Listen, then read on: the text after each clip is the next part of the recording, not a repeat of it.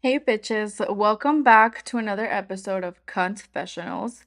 Today is going to be a mini episode, and I'm going to be talking about taking radical responsibility. What does this mean? This means holding yourself accountable and not being an annoying ass bitch. That is what that means.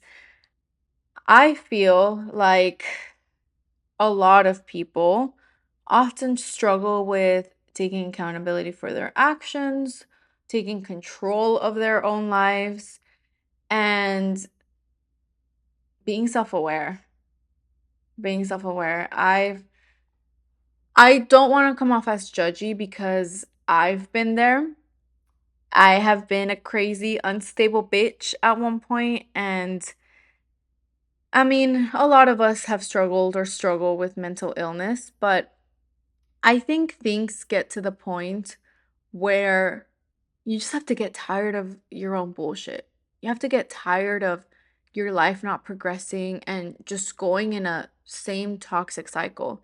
So, in today's mini episode, I am going to be talking about a little bit about my life and how I went from being extremely emotionally dysregulated to taking control of my life and working on my mental health. I'm also going to be giving some examples of when somebody else held me accountable and put me in my fucking place and how valuable that was. I am going to be talking about optimism and perspective and some emotional tools for difficult moments. So, without further ado, let's get this episode started. I think a lot of people struggle with taking control of their own lives because of trauma. I think that's really the main source, the main reason why that happens. We all have trauma. We've all been through fucking bullshit. And it manifests in different ways, I think, depending on what people go through and their personalities. And that is why there's all these different diagnoses for mental illness, like bipolar 1 and 2, BPD, narcissism, being a like ASPD, being a sociopath. So, yeah, for me, I was diagnosed with bipolar 2. Do I believe that diagnosis? I don't know. I don't know. I was also diagnosed with CPTSD, complex. I was complex trauma. I don't know. I need to look at my fucking my sheet again. But I was diagnosed with depression, complex trauma, and bipolar. The bipolar, I'm skeptical about. I think I'm cured, bitch. If I did have it, a bitch is cured. But yes, I think with trauma and with struggling with taking responsibility of your life, those two things are deeply, deeply intertwined. And I think the more trauma you have and the more difficult things are and what environment you're in, that just makes it harder for you to exit that toxic cycle. But I do believe that the more difficult your environment is and the deeper that your trauma goes, then the harder it is to hold yourself accountable and take full control of your life. Because when there's chaos around you and you're cleaning up messes that are not your own, it's just so much harder to clean your own mess. So I do want to validate that, but again, I think things get to a point where you have to do something. Like you can't just be making excuses and be like, "Oh, well my life is so hard. People are doing this and people are doing that and I'm trying, but you're really not."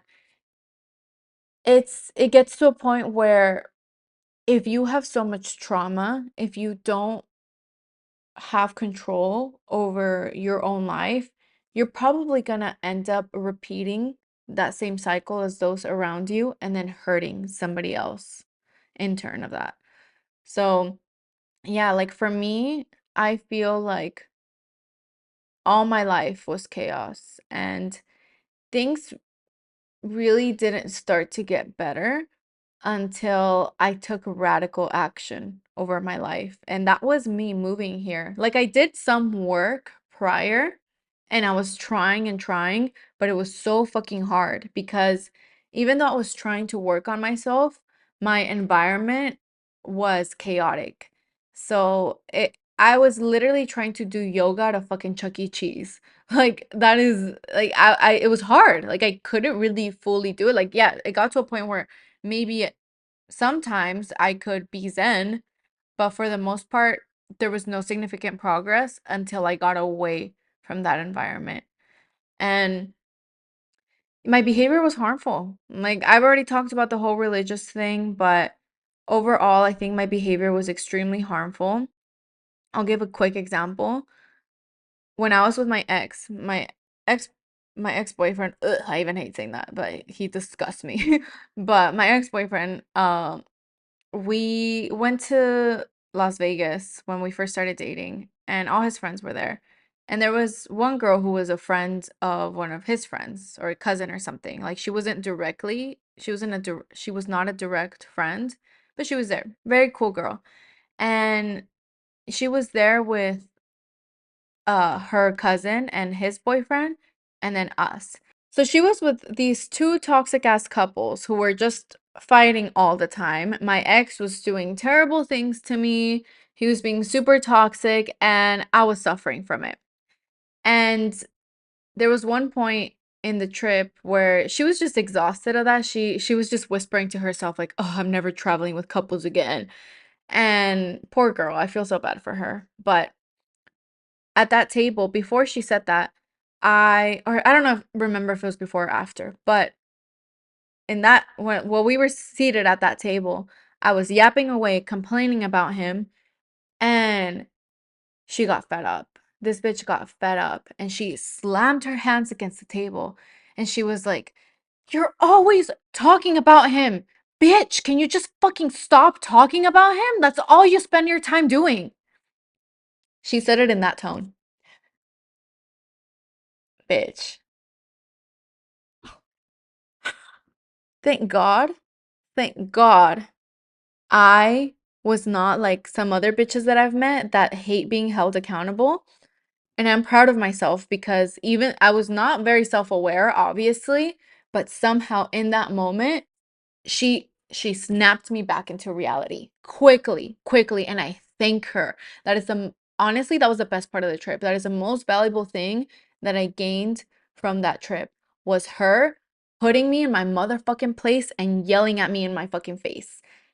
I love that girl, and if I ever see her again, I'm gonna mention that and be forever grateful because these fucking toxic ass bitches need to be held accountable. And granted, I was in a very bad situation with an extremely abusive person, but I was still a grown ass woman already. Like I was like what, 22 at the time, which is young, but I'm old enough to get my shit together, to get my shit straight and not burden strangers with something that I'm not even planning on changing and something that I am also participating in. So yes, to some extent I was a victim, but I'm also a full ass grown woman, especially at that stage in the relationship where it was only the beginning and that could have been a good cue for me to leave, but I didn't. But anyway, I thank her.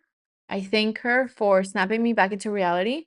She didn't even hurt my feelings, honestly. Like I was more embarrassed and I was like, fuck. So I shut my fucking mouth. I shut my mouth. And my first thought was like, "Ugh, she's right. Like, what the fuck am I doing?" And yeah, I mean, I'm so glad she put me in my place. I am so fucking glad. And that is why if some bitch tries me with the bullshit that I was pulling a few years ago, I will do the same and put that bitch in her place. And I have. And I have. Has it turned out positively? Nah, not really. Like I've lost some friendships over that, but it's fine. It's fine. I mean, those are friendships that are not worth having because friendships are supposed to hold you accountable. But yeah, I mean, having a victim mentality overall is pretty pathetic. Like, it's good to acknowledge that you are a victim if you are one, but there is really no point in staying there. Like there's no point in sulking more than you need to. It's important to cry and to process your emotions and to accept what happened and to accept that you are a victim if you are one. But staying in that space longer than you need to is only doing a disservice to you. And I feel like a lot of the times in some of these situations, a lot of people are not even victims. Like they're just victimizing themselves. We all have to take responsibility over our own lives. And yes, bad things happen and we suffer. That's just a part of life. But I just really can't imagine living a life where I am complaining all the time, where I'm pessimistic, where nothing is ever my fault. Like, I don't know. I just don't get it. Like, the people that have hurt me the most ever in my life have been those people that have been stuck in those mentalities. And perspective is everything. I think perspective is an integral part of healing and gaining some agency over your life because you have a choice. You have choices. That's what a lot of people don't realize is that you have choices. You don't have to stay here. You don't have to only view things this way. There is so many perspectives out there. There's so many ways of doing life. There's so many decisions that you could take, and you just have to make a choice. That's all you have to do. All of it. That's it. I think some tools that are important to develop when it comes with these difficult moments is grounding. Obviously, like taking deep breaths, grounding because bad things happen.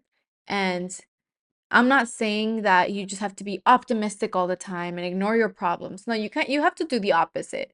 You kind of have to just walk through the storm at first and then realize that the storm ended.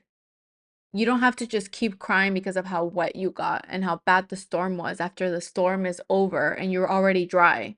That doesn't make any fucking sense. There is space for every part that is necessary to your healing and your betterment. And the most important thing to acknowledge again is that you have choice and you have agency. I think another tool that is necessary for taking responsibility of your life is just remembering, like remembering how important these values are, and especially having accountability because there's so much relief in being true to yourself and being honest with yourself. So many people struggle with being held accountable or having accountability because they don't want to face the truth of their ugly sides. They would just rather be in victim mode or blame others. And what I don't understand about that is that you are still struggling, like you are still suffering. When you're honest with yourself, there is a level of suffering because some truths are really hard to accept, but there is so much relief with that because that kind of enables you to take action to fix your shit and get your shit together. And with that said, I also think that there's a lot of people that will take accountability and accept what they do wrong, but they think that it stops there, that doing that is enough and they should be absolved from their sins by doing that, by just confessing. But no, no, that is, I think sometimes that is even worse than being oblivious because what the fuck are you doing? Like, what is the point of holding yourself accountable if you're not going to do anything about it? So, I think another important thing is to take action because why waste time?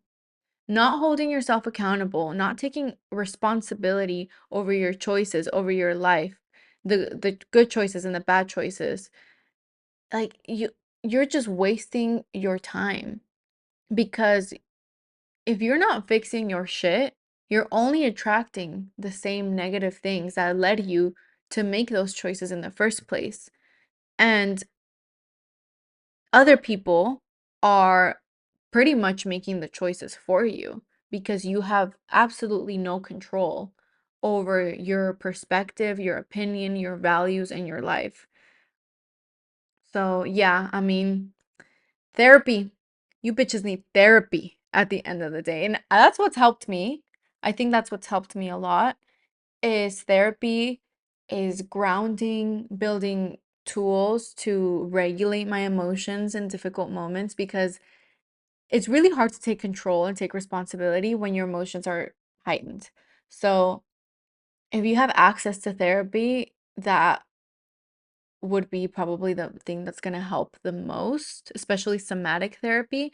And if you don't, there's so many books out there. There's YouTube videos on somatic therapies and grounding, yoga, and yeah, there's a lot of self-help out there that may not, I mean, depending on the person, it may not be as quick, but you can always tell when somebody's actively working on themselves. You can always tell.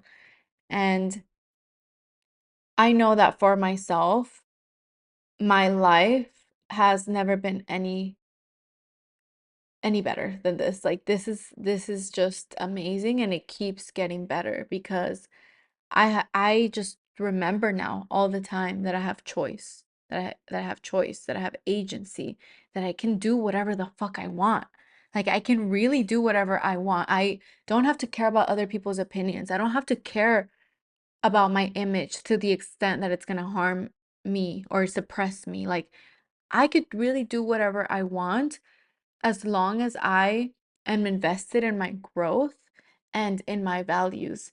And that is the most enriching thing that I've ever experienced. And that's attracted the most wonderful people in my life. So there's only benefits to this. There really is only benefits. So, yeah. I mean, it's hard. It's hard, but being oblivious and being lacking self-awareness, that is probably harder. It's longer. It's like a longer journey of struggle. Whereas this, it's hard for a little bit and then things get so much easier.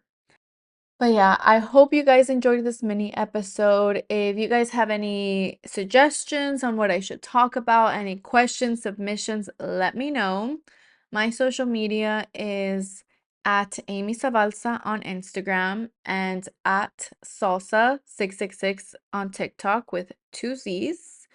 I hope you guys enjoyed this one and I'll see you on the next one. Bye.